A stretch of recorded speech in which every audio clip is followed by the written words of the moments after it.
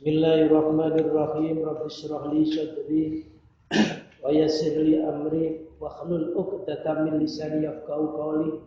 Allahumma ij'alna fahman ka fahmin nabiyyin wa hifdzan ka hifdzil mursalin wa ilhaman ka ilhamil malaikatikal muqarrabin bi rahmatika arhamar rahimin. Qala musannifu rahimahullah wa nafa'ana Allah bihi wa bi ulumihi wa amatana bi barakati fid dharain amin. Mata au khasaka min khalqihi fa'lam annahu yuridu ayaftakhalaka babal unsi bih. Mata au khasaka min khalqihi, kapan-kapan atau ketika Allah menggelisahkan kepadamu dari makhluknya. Kapan-kapan kalau kita ini biasanya kalau nggak ngerumpi, nggak kuat.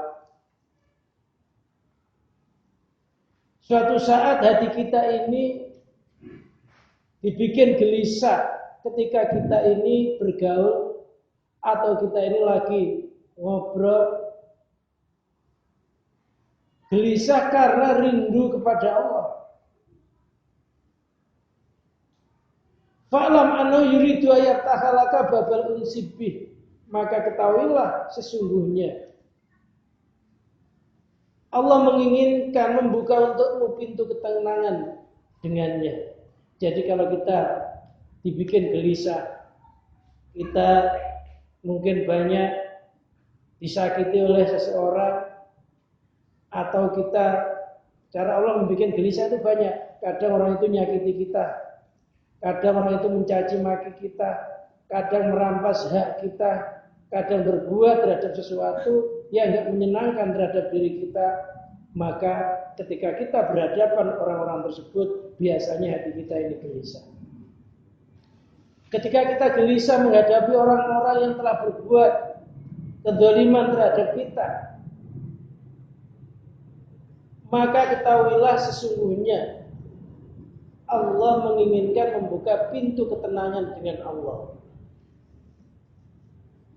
Jadi tandanya orang dibikin hatinya tenang kepada Allah itu dibikin gelisah kepada selain Allah. Oleh karena itulah para nabi dan para rasul itu cobaannya besar menghadapi masyarakatnya. Di antara rasul-rasul yang mempunyai ujian yang besar yaitu satu, Nabi Musa. Nabi Musa itu anak angkatnya Fir'aun. Padahal Fir'aun itu seorang raja yang kekuasaannya tiada pernah dikalahkan. Ketika Nabi Musa diangkat anak oleh Fir'aun, Nabi Musa tidak menjadikan tenangnya hati. Padahal seandainya dia mau mengikuti ajarannya Fir'aun itu, pasti Nabi Musa akan merasa tenang dengan makhluk. Ternyata dibikin nggak tenang.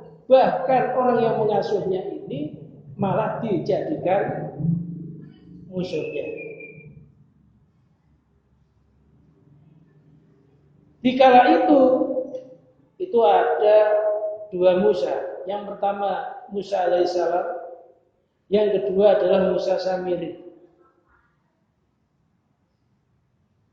Musa alaihissalam ini seorang nabi yang ketika bayi dihanyutkan, lantas ketemu dayang-dayangnya dayang-dayangnya Fir'aun, dan diambillah bayi tersebut. Istri dari Fir'aun merasa senang, merasa riang, pengen dengan adanya bayi tersebut nanti kekuasaan Fir'aun semakin kokoh, semakin kuat. Melihat bayi yang mungil dan lucu ini, akhirnya diangkat sebagai anak, dididik ala pendidikan Fir'aun. Ternyata Nabi Musa alaihissalam ini memang nanti seorang nabi dibikin gelisah, tidak betah tinggal di tahta, tinggal di kerajaan, hidup yang mewah malah nggak betah. Yang satunya adalah Musa Samiri. Musa Samiri itu anak hasil perzinaan dibuang di hutan. Lantas dirawat oleh malaikat Jibril. Dalam perawatan malaikat Jibril itu sampai akhirnya menjadi orang yang dewasa. Karena yang merawat malaikat tentu mempunyai suatu keistimewaan yang tidak dimiliki oleh kebanyakan orang. Karena ampuhnya Musa Samiri ini, akhirnya ketika Nabi Musa sudah diangkat jadi rasul tabligh terhadap umatnya, mendapat panggilan ke Bukit Tur, yang ditinggal di situ adalah kakaknya yaitu Nabi Harun. Musa Samiri ini membuat huru-hara dengan membuat anak sapi, patung anak sapi yang terbuat dari emas. Patung tersebut bisa berbicara, bisa bergerak. Sehingga ketika itu masyarakat salut terhadap kehebatannya Musa Samiri. Dengan kehebatannya Musa Samiri ini, akhirnya banyak kaumnya Nabi Musa yang pindah haula dari ajaran tauhid menjadi ajaran musyrik. Padahal Musa Samiri yang merawat malaikat, tapi malah menjadi kafir. Nabi Musa yang merawat adalah orang kafir, tapi malah menjadi nabi. Itulah hidayah itu akan datang dari mana saja. Bisa orang itu orang yang kita anggap gak ahli ibadah bisa melahirkan anak yang ahli ibadah, bisa yang orang ahli ibadah melahirkan anak yang tidak ahli ibadah. Ada yang merawat Fir'aun, malah jadi nabi. Dibikin gelisah, bahkan dengan bikin gelisah ini akhirnya sampai Nabi Musa dikejar-kejar oleh Fir'aun pasukannya. Dengan dikejar-kejar dengan Fir'aun pasukannya bikin gelisah ini, akhirnya Nabi Musa senantiasa memohon kepada Allah, minta pertolongan kepada Allah agar diselamatkan dari gangguan selain Allah. Jadi kalau kita dibikin gelisah ini, maksudnya Allah itu nggak layak kamu hadapi, karena yang kamu hadapi itu pasti membuat kegelisahan. Kita cinta istri, suatu saat istri pasti akan jengkel sama kita, kita juga akan jengkel sama istri kita. Nggak ada rumah tangga yang nggak pernah bertengkar, ada nggak? Suatu saat dibikin resiko, bikin susah. Cinta anak, suatu saat anak juga bikin menjengkelkan. Saudara suatu saat juga akan menjengkelkan. Tetangga suatu saat juga akan ada yang nyakiti. Semuanya selain Allah itu mesti dibikin gelisah. Maksudnya janganlah kamu ngadep kepada selain Allah. Ngadaplah kepada Zat yang menciptakan itu.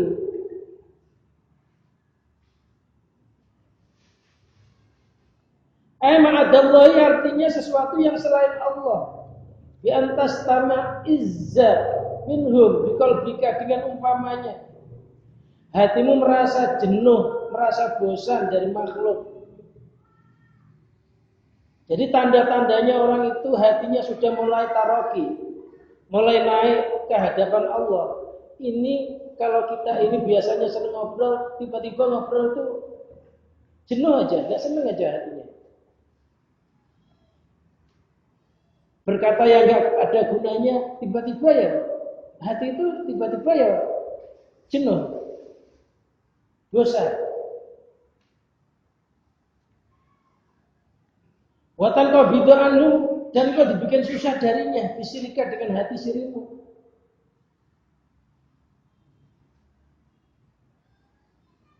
Pokoknya kalau kita bergaul pada orang-orang, di mana orang-orang itu memang hatinya nggak sama-sama kita,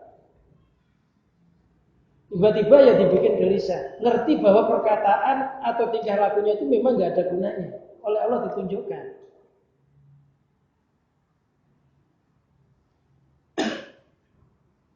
Wala yakunul asya'a waqtun indaka, dan tiada kejadian di sisimu terhadap sesuatu apapun. Wala tajidu biha muqni'an an maulaka, dan engkau tidak mendapati di dalam sesuatu itu rasa menerima jauh dari junjunganmu atau Tuhanmu. Hati kita dipasang, ya tiba-tiba nolak aja, nggak dibikin-bikin. Dan apa yang disampaikan oleh masyarakat kepada kita itu, tiba-tiba hati kita nggak menerima, hanya menerima apa yang dari Allah. Fa'lam annahu yuridu ayyaftahalaka babal unsibih. Ketahuilah kalau kamu dibikin gelisah, dibikin susah, ngadepi masyarakat atau sesuatu selain Allah, itu Allah akan membukakan untukmu pintu ketenangan dengannya.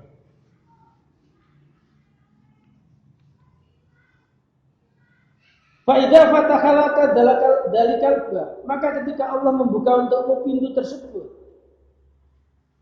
wa anasaka bil khitab, dan menenangkanmu dengan khitab atau komentar, sintalahu wa roghibta dari, maka jadi sintalahu, maka jadilah engkau ahlinya Allah, wa roghibta dari, dan benci dari selain Allah. Kama waqa'a li Abi Yazid qaddasallahu sirrahu, sebagaimana terjadi kepada Abi Yazid qaddasallahu sirrahu. Annahu utuli'al anwa'in minal ajaibi wa kusifa lahu anil muqawwanat al-ula fakila lahu hal istahsanta minha syai'an faqala al-arwa syai'an astahsinhu fakila lahu anta abdullahi haqqan. Hal ini pernah terjadi kepada Abu Yazid qaddasallahu sirrahu. Dia pernah diperlihatkan bermacam-macam keajaiban, termasuk keajaiban alam. Pernah diperlihatkan sesuatu yang enggak masuk akal. Misalkan pernah diperlihatkan orang bisa terbang tanpa sayap. Diperlihatkan orang bisa jalan secepat angin, namanya syafi angin. Ada orang satu langkah udah nyampe penghujung dunia, namanya ilmu toyul arat, melipat, meringkas bumi. Ada orang bisa berjalan di dalamnya bumi dengan sekejap mata, namanya ilmu apa itu? Syafi bumi, ilmu rong-rong. Ilmu rong-rong itu ilmu bisa berjalan di dalam bumi. Ada orang bisa terbang laksana burung, namanya Syafi Toer. Pernah Abu Yazid diberikan kekeramatan yang macam-macam kayak begitu, perlihatkan keampuhan. Wa kusifa lahu an qawwanat, dibuka baginya beberapa sesuatu yang tercipta di alam yang luhur. Perlihatkan alam-alam luhur, yaitu alam malakut, alamnya para malaikat. Diperlihatkan keindahan-keindahan langit seisinya, yang macam-macam keindahan pernah ditampakkan kepada Abu Yazid. Fakilalahu hal istahsanta minha syai'an, maka dikatakan kepada Abu Yazid, hal istahsanta minha syai'an, apakah kamu menganggap bagus dari sesuatu tersebut? Faqala lam ara syai'an astahsinuhu, saya tidak melihat sesuatu apapun yang saya anggap bagus. Katakan fakilah lahu anta abdullah haqqan, maka kamu berarti menjadi hamba Allah yang sejati. Jadi hamba Allah yang sejati itu tidak silau dengan keindahan alam, keajaiban alam. Karena ada orang itu gampang silau. Ada orang bisa merubah kertas jadi duit terkagum-kagum. Padahal ya memang duitnya asalnya kertas dirubah ya. Ada orang bisa melihat setan terkagum, kagum, ikut-ikutan pengen bisa melihat setan. Giliran diperlihatkan setan beneran nggak bisa tidur.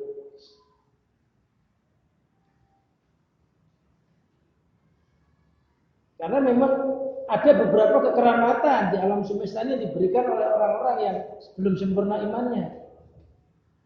Ada orang dari jarak jauh bisa memanggil keris, tiba-tiba datang di hadapannya. Merah delima bisa disedot, datang di hadapannya. Macam-macam keanehan itu sebenarnya semua itu adalah terjadi dari ilmu kasar. Yang mana semua itu sebenarnya hanya istidraj, uluran dari Allah menguji keimanan seseorang. Ketika orang itu diberikan keampuhan kayak begitu itu, hatinya puas apa enggak? Ketika orang itu puas dengan keampuhannya, puas dengan kehebatannya, maka imannya ya segitu itu. Itu namanya istidraj. Dia tergiur kepada sesuatu selain Allah. Mestinya kita nggak silau dengan kejadian-kejadian tersebut, karena kejadian tersebut bisa terjadi dengan izin Allah. Mestinya kita silau kepada Zat yang menciptakan hal tersebut. Jadi misalkan kita mimpi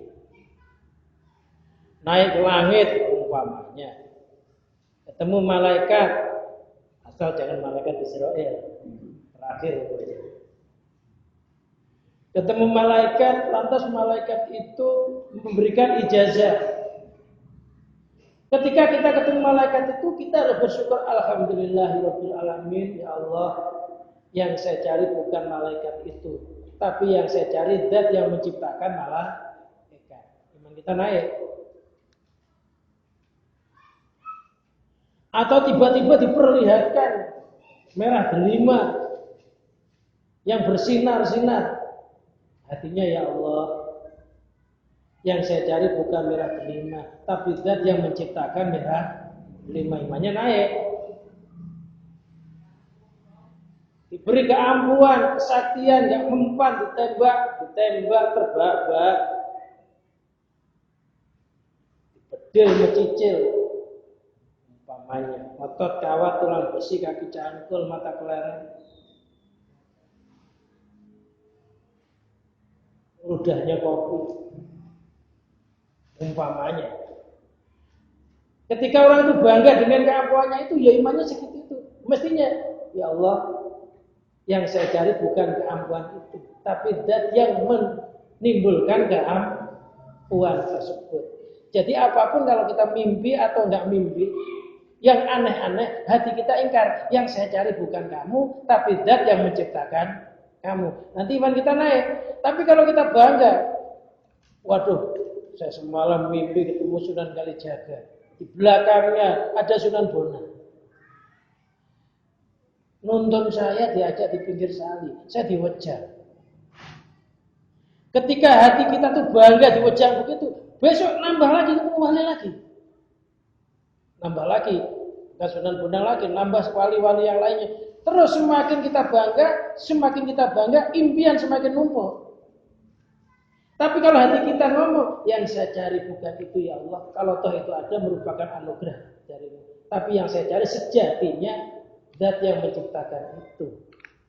Jadi hatinya harus ngomong begitu. Itu nanti iman kita naik. Kalau kita bangga, puas, ya sudah segitu itu. Sampai seumur hidup, sampai mati kadang-kadang masih penuh impian. Sehingga setiap ketemu cerita mimpi. Ada ya? Orang kalau ketemu cerita mimpi aja. Padahal udah bertahun-tahun kok masih mimpi. Mestinya mimpinya udah lewat. Oh, mimpi itu kembangnya tidur. Mestinya kembang itu memang udah jadi buah. Buahnya mimpi ya hakikatnya yang menciptakan impian itu ilmu makrifat. Inilah. Jadi kalau ketemu yang aneh-aneh, hatinya harus ingkar. Itu namanya warid. Warid itu berkata, si fulan, perjalananmu menuju kepada Allah sudah dekat. Kamu jangan tergiur terhadap saya. Saya ini adalah hanya cobaan. Teruskan perjalananmu. Saya itu makhluk dari makhluknya Allah yang enggak layak kamu kagumi. Sebenarnya dia ngomong begitu, tapi kebanyakan orang tergiur, berhenti di situ, akhirnya keimanannya hanya seputar itu. Wah, ada loh orang keimanannya itu mulai kecil sampai gede, itu hanya doain orang aja, orang di luar tanah didoain laku sampai mati ya di situ aja, nggak naik-naik, bangga dengan doanya itu. Sampai mati ngotak ke cincin ya ada. Bangga cincinnya Pak, ini Sulaiman,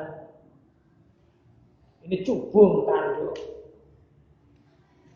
Sampai mati makanya seputar cincin ya ada. Kenapa nggak boleh begitu tuh? Ya boleh, tapi hatinya itu harus terus, bukan itu yang dicari hakikatnya. Janganlah semua itu menjadikan kecintaan yang mengalahkan cintanya kepada Allah. Karena itu makhluk itu nggak layak kita cintai secara terus menerus. Oleh karena itulah cinta nggak boleh berlebihan. Orang dulu kemarin aja sama cinta sama batu cincin, ya kan? Rawame setiap gerombolan ya cincin, orang ngasah. Batu-batu kali di bawah digosok. Cinta sama cincin kan hanya segitu, sekarang sudah habis. Orang-orang yang punya mesin sudah dijualin. Selain Allah hanya segitu. Oleh karena itulah keampuhan apapun kita nggak boleh silau, nggak boleh kagum. Yang kita kagumi dan yang menciptakan itu. Apalagi di TV kadang-kadang ada bermacam-macam atraksi itu. Hati kita harus kagum pada zat yang menciptakan itu. Jangan itunya, itu nggak ada apa-apanya. Itu hanya boneka-boneka yang digerakkan oleh kekuasaan Allah yang dikasih sepercik kemampuan atau kehebatan, keajaiban Allah. Masih penyamudra yang perlu kita gali melalui ilmu tauhid, hakikat dan makrifat.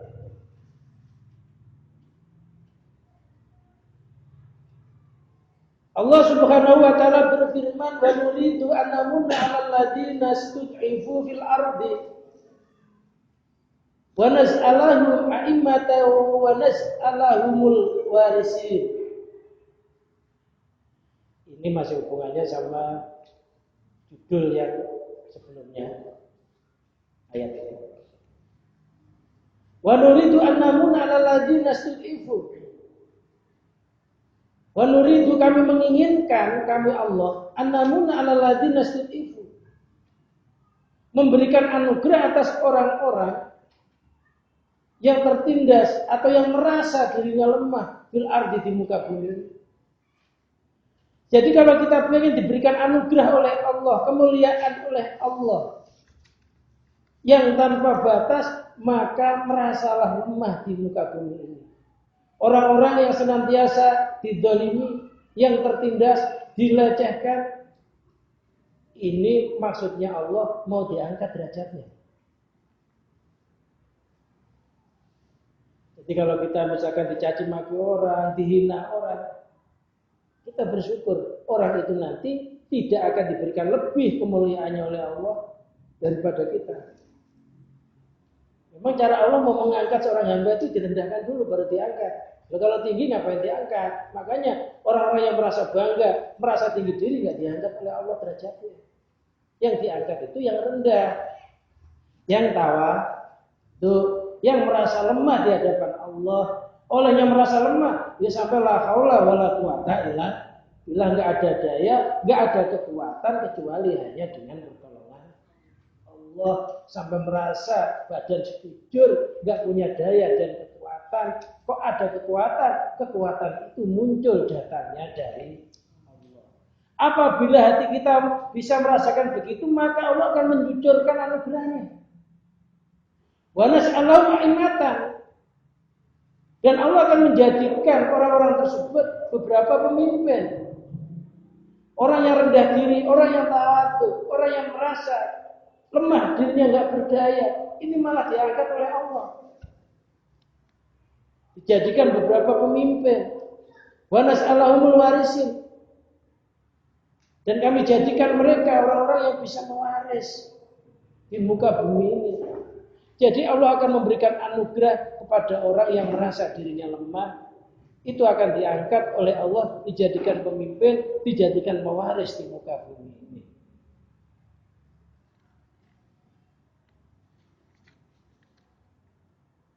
Ayat ini menerangkan tentang kejadian Nabi Musa di masa Fir'aun.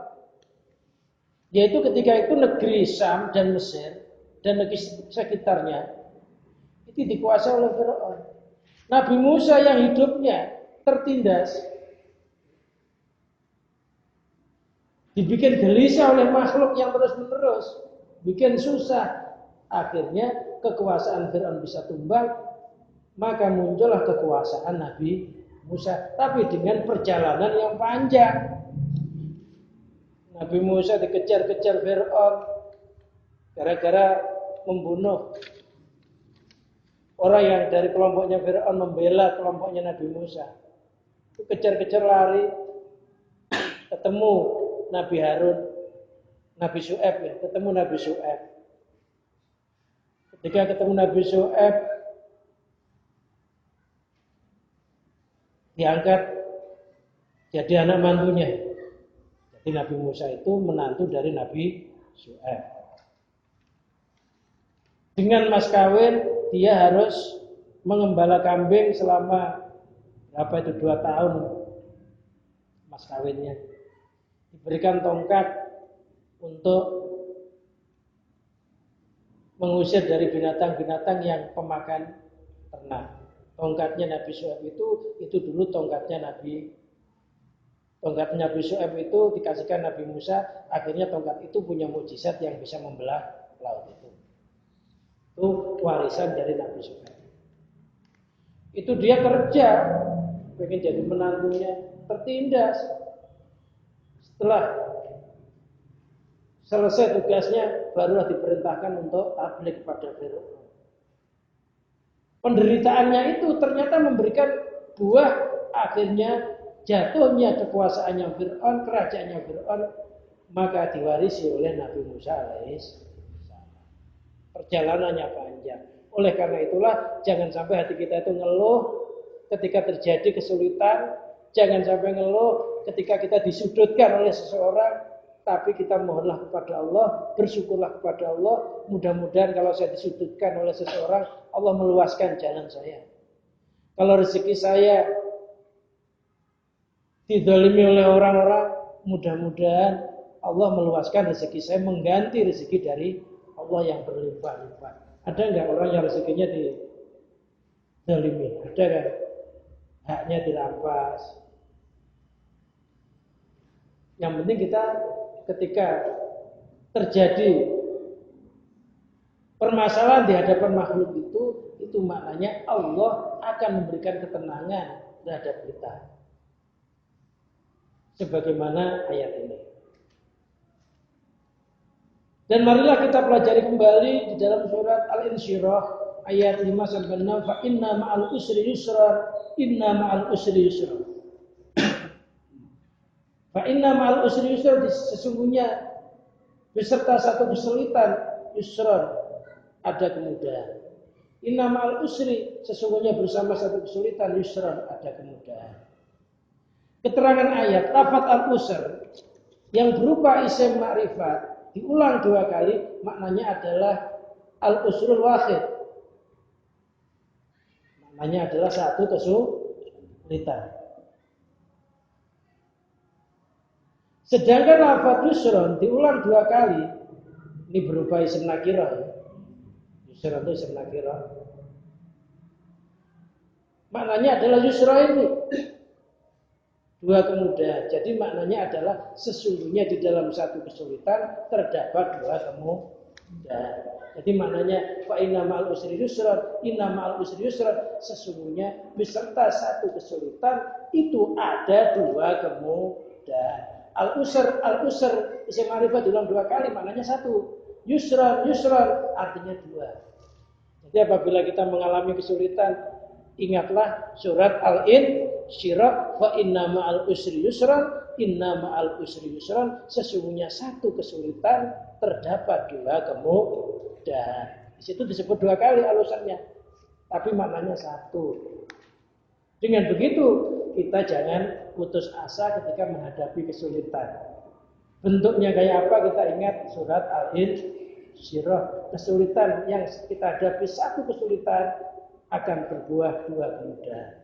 Dua kesulitan akan berbuah empat kemudahan. Empat kesulitan akan berbuah 8 kemudahan. Sehingga kesulitan yang dialami oleh orang-orang mukmin ini nggak ada yang sia-sia.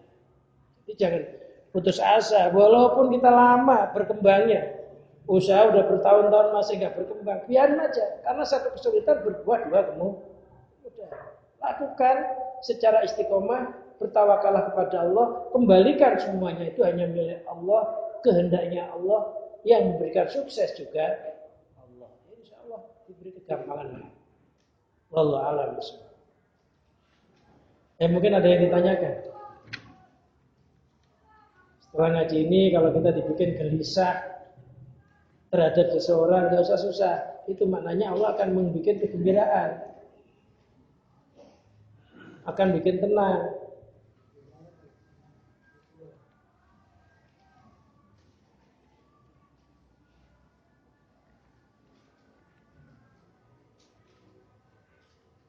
Kalau orang itu misalkan nggak nyapa sama kita kan berarti dikurangi bergaulnya sama makhluk. Berarti mengurangi jatah gambar hati kita yang tadinya penuh dengan gambar makhluk.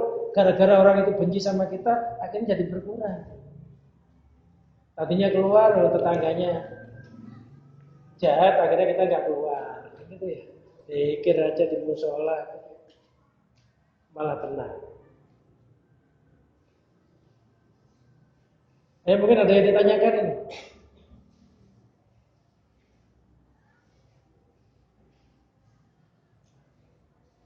Apa kira-kira? Ini setelah ini kalau kita dibikin gelisah oleh Allah dari makhluknya, kita jangan sampai putus asa. Karena di situ maksudnya Allah akan membikin ketenangan.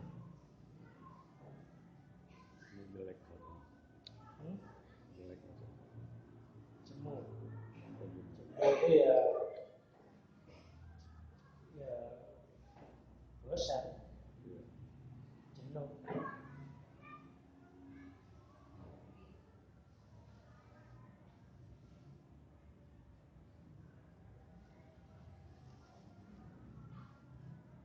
Udah nggak ada yang nanya ya? Kalau nggak ada yang nanya ya kita nanya apa kira-kira.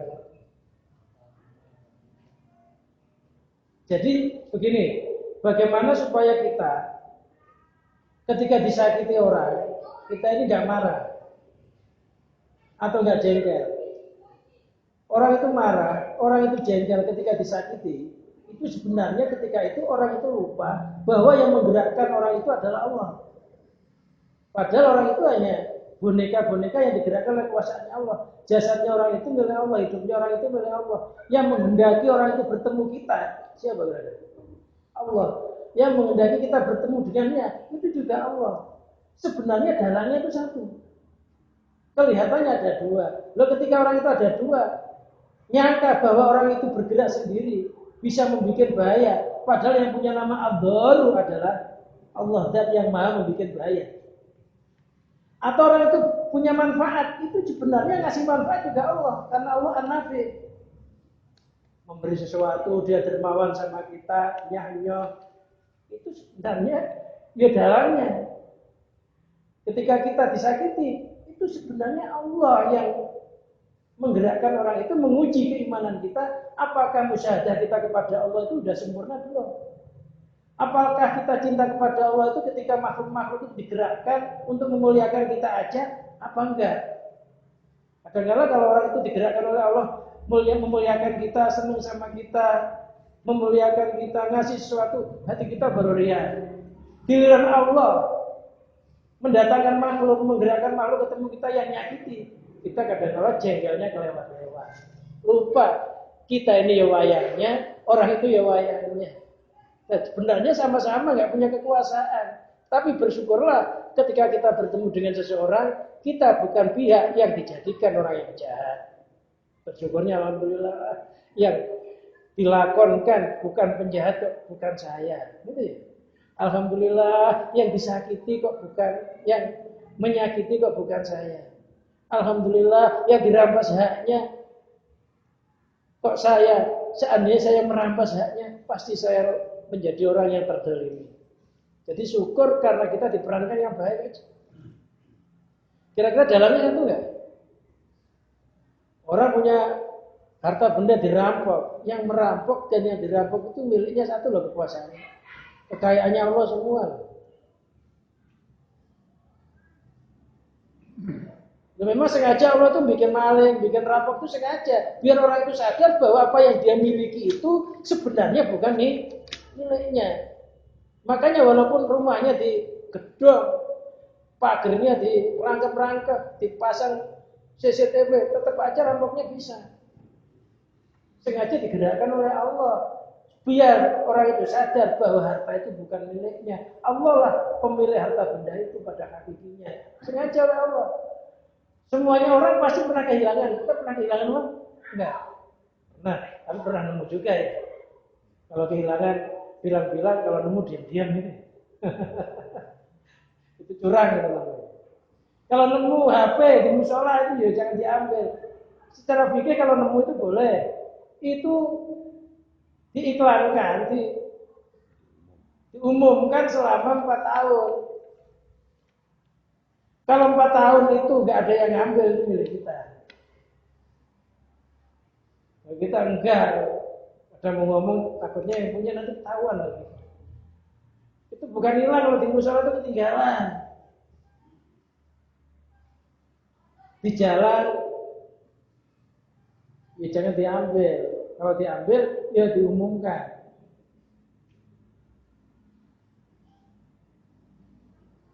Karena itu bukan hak kita. Nah, kita pernah kehilangan, dia pernah nemu.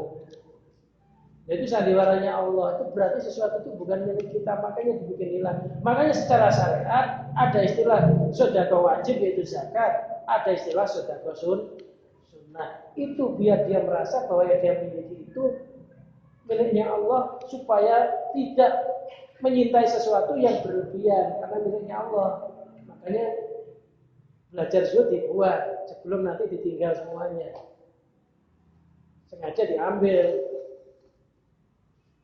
Terserah kita mau diambil paksa, langsung hilang, apa dirampok, apa dicopet, apa kita keluarkan melalui zakat dan sedekah.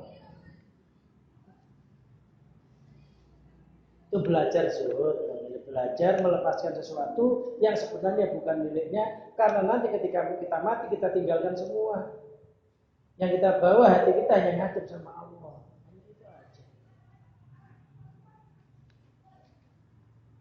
Dan kalau nggak ada yang nanya, setelah ini jangan sampai kagum melihat tebus, kagum lihat di TV, kagum nggak usah kagum, tapi kagumlah sama Allah yang menggerakkan semua itu. Kalau umrah itu kira-kira berapa? Ada umrah Mas Bamba berapa? Tanggal 7. Berarti masih bisa ngaji malam besok.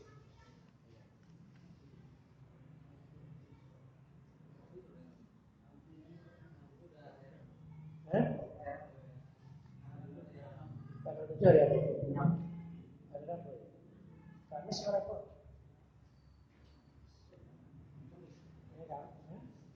Kamis ya? Berarti masih ngaji sekali lagi.